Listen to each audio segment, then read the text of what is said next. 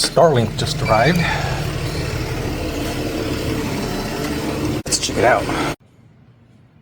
All right, so one of the main things I want to do with my Raptor is travel while I'm working and being nomadic, because I have that ability with my job. So I got myself a Starlink Mini. It just got here, and not really an unboxing channel, but since I have it, I may as well just give it a shot. Oh, there's more. One on this side. Yep. Move that out of the way. Oh, cool. All right. Unboxing of the Starlink. Let's see. So here's the Starlink Mini. That is pretty small. Cord, instructions, adapter. All right. I'm going to get this set up and then try and test it out in the Raptor. I was taking a look at the instructions on here, and I thought I'd just do a quick walkthrough. So I was trying to figure out what the difference is in this picture, and I was like, what do I do there? But I see that in this one, that connection is pushed in all the way, whereas this here, it's sticking out a little bit. I think that's for some of the waterproofing. And then I'll scan that QR code.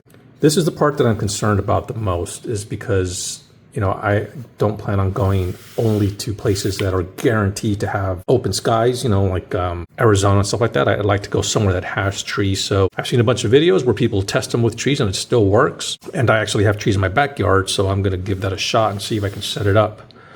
And then just kind of go through the steps here where we finish the setup. Let me show you guys what I'm going to be working with. So I'm going to pull out Orion out here, and I'm going to connect the Starlink to the home outlet that's in there. Oh, that's bright. I just kind of wanted to show you. I'm right at my garage. You can see I have trees there and palm trees back there. Nothing much on this side, so let me kind of show from this end. Just to, I mean, there's a big opening there, but I don't know if the satellite's going to have to point this way or if it'll work pointing that way. So let's hook it up and test it out. I might purchase a battery that they sell for it that you can connect.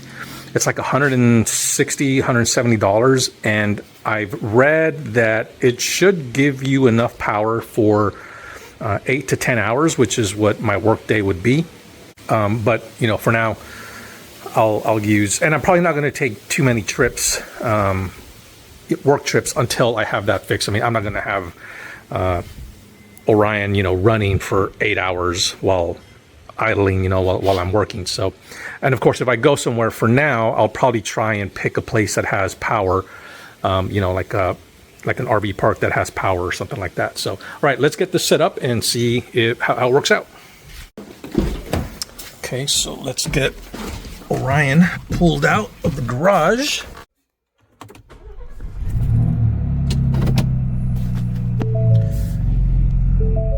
You know what? I just realized this is kind of the spot I'm going to be using for the dish. So I think I'm going to back in a little bit. Because really, when I think about it, I really didn't even have to pull out at all. I mean, I'm just going to power it on and hook it up. So. Okay, so the first thing I noticed is that this looks like it might be too long to fit to where the power outlet is. So let's check that first, because if it doesn't, I'm going to have to find another solution, and it really looks like it's not going to fit. So this is 110 volt, 400 watt, which is enough power. The Mini, yeah, that's definitely not going to fit. The Mini takes like 60 amps, 60 watts to power. Yeah, that is definitely not going to fit. So an option, I think, is that I believe I should be able to use a small extension cord that I could plug in there, and then plug this into it. That should not, you know, eat up a lot of power. Probably not ideal, but it's something I can do. So the temporary solution is using this power strip. I checked with ChatGPT and it said that that should be fine. Just for reference, ChatGPT is my reference for just about everything I do. So there's that. I got this connected like in the picture, pushed it in all the way, connected it over here as well. So it looks, it's all set up there. Now I'm just gonna go plug this in. Actually, I'm gonna go turn on Orion first, plug this in, and then finish the rest of the setup. All right, I successfully connected the strip. I'm gonna connect now the power for the Mini to the strip, and then I'm gonna go ahead and prep it and set it out there. After that, I'll stop the video because I'll need my phone for the rest of the setup.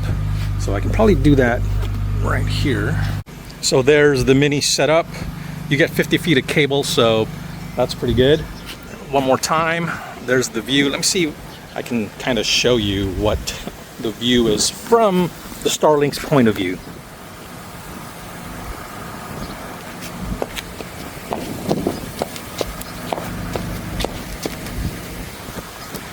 I have no idea what that's going to look like on video, but that'll be interesting to look at.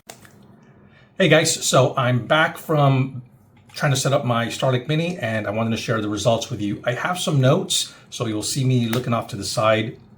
I didn't want to forget any of the details. So if you remember, I wanted to power the Starlink Mini from my Raptor, and that was probably a bad idea. What I should have done was just for the setup, I should have used just a regular household power because that created some additional issues.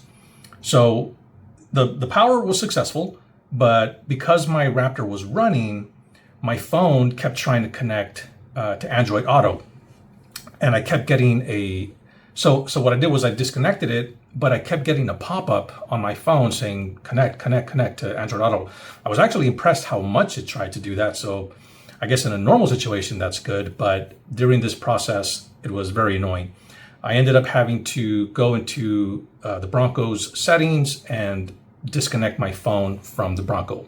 It wasn't actually interrupting the process of setting up the Starlink Mini, but it was very annoying because it just kept popping up on my phone.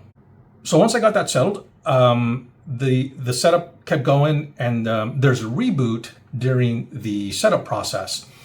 During that reboot, my phone connected to my home Wi-Fi, and when the Starlink was back up, trying to finish the process, it said that it couldn't connect to the Starlink. So if you're not careful, you might think that something went wrong. All I had to do was go back into my phone's settings and select the Starlink as my Wi-Fi, and then after that, it was all good. Oh, so once you're in the app, in the Starlink app, there is a test that you can do that tells you how good of a signal you can expect. And I actually got a bad result. Like, it just says bad in big red letters, and I was a bit worried because I thought, it would actually be enough visibility to work, because I may want to go somewhere where I have that much tree coverage, right? So I was worried, but I did a test. I did a speed test, and the results were way better than I expected for that situation. I was getting 128 megabits down, and I forgot the upload, but I think the upload was 20 or 30. So both of those are great results. That's definitely enough to do remote work, video calls, and really anything else you might have to do on the internet. So very happy with those results. And of course, the less vegetation there is, even, the better it'll be. That is the video on setting up the Starlink Mini. I hope you guys got something out of it. If you have any questions about the setup, maybe I wasn't clear, please let me know, and I will be happy to get back to you. And if there's anything you want in more detail, I'll make a video on that. So I will see you at the next one. Oh, do me a favor, click that subscribe button and give me a like, and check out one of my other videos. All right, bye.